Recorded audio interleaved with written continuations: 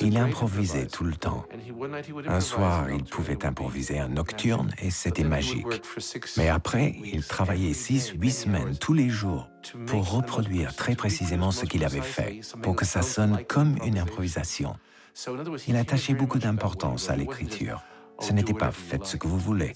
Son art est très discipliné et pourtant, le résultat a l'air de tomber du ciel dans l'instant même.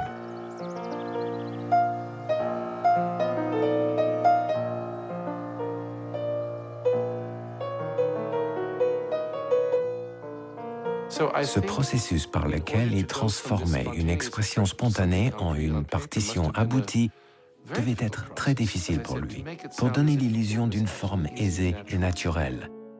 De temps à autre, quand il change d'avis, on voit une grosse rature noire, comme ici. Non seulement il nous dit de ne pas jouer ça, mais il nous cache sa première idée. Il faisait très attention à ça.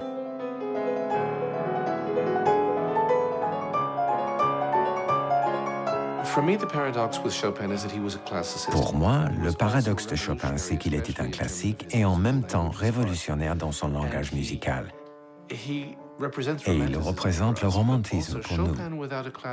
Chopin sans une structure classique n'est plus que parfum, clair de lune, magie, émotion excessive. Et au bout d'un moment, on ne se sent pas très bien. Chopin, réduit à sa seule structure classique, devient très sec, très pointilleux. Il faut garder cette tension quand on joue du Chopin. Tous les grands interprètes l'ont compris.